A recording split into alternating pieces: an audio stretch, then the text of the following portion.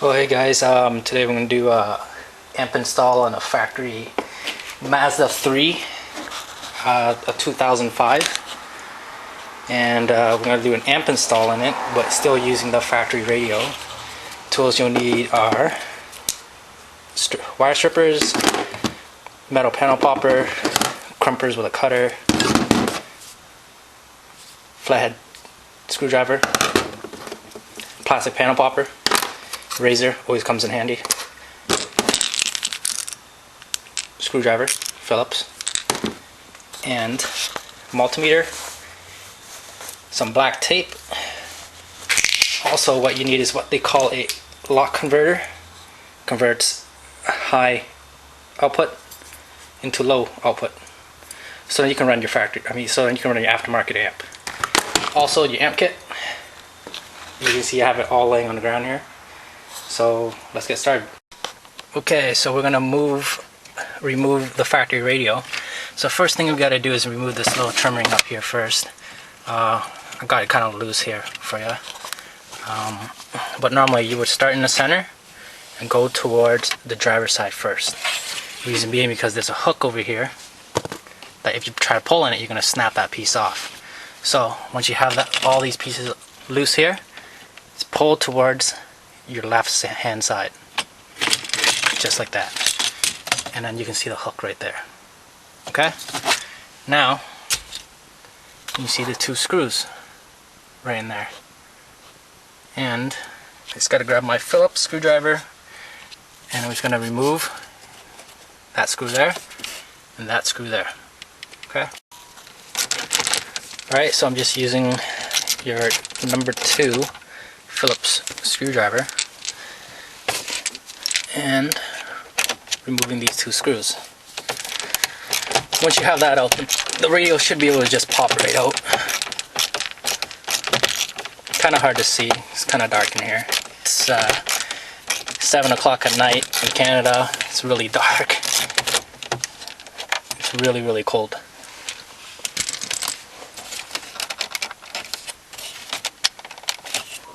Okay, so now that I've kind of pulled it loose for you, it doesn't even need any more other screws to hold it in. You can just pull it right out, just like that. Okay,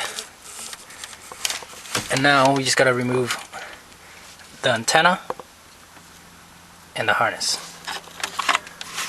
Okay, sorry about the shaky camera shot here.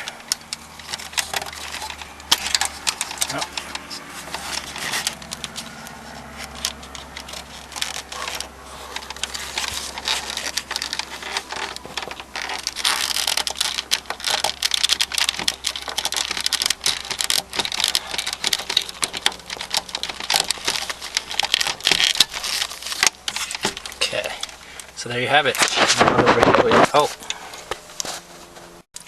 Alright, now that I have the radio apart, kind of cut open the plastic shielding around the factory radio harness.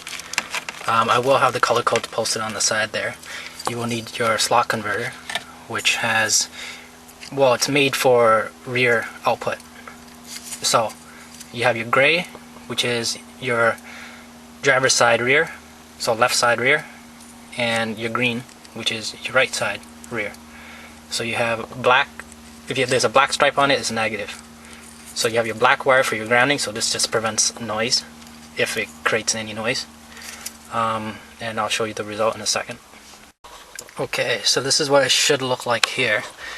You have your amp turn on wire, which is your remote wire, connected to yellow, and the rest of the coloring codes will be posted on the side.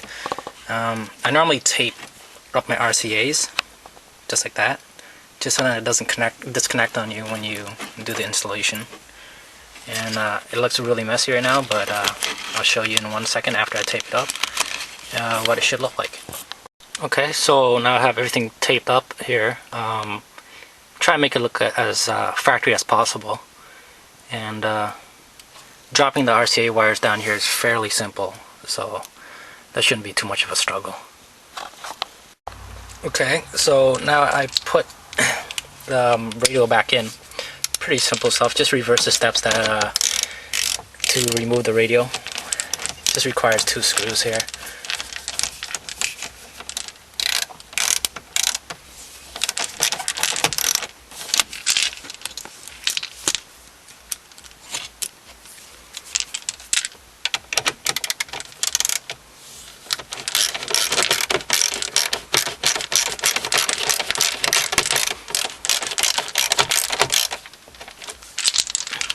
And then we just gotta put back on the trimming piece.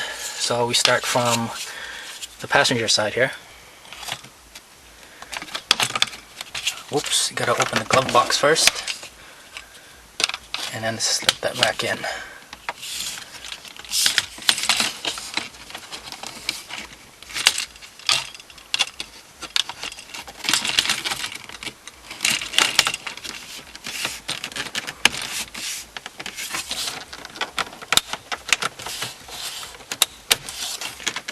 And everything just snaps back into place. And that's it with the head unit. Now we gotta run the RCA cables all the way to the back, and the power wire, and mount the amp, and connect the wires, and that's it. Okay, at the panel here, there should be this little tab down here. You just pop right off. I normally like to take the panels off first to see where I'm kind of routing. And you gotta be really, really careful. Especially when it's cold, you're gonna end up snapping something off.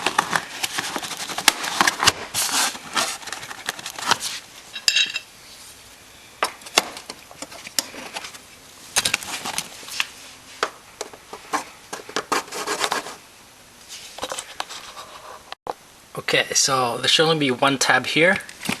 That's for the side piece, your kick panel. And there should only be 1, 2, and 3 tabs to remove the door sill.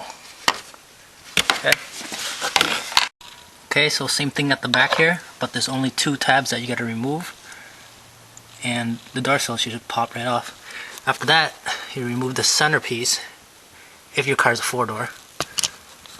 Okay, so now I'm at the passenger side here, and as you can see, this door panel, this side panel here just pops right off. Doesn't need any screws. It's held by just tabs. Just pop it off. Now you're able to run the RCA cables and remote turn on wire all the way to the back of the trunk. Same thing, it works the same way on the other side. So I'll move on and show you how to get the power wire from the firewall into the car.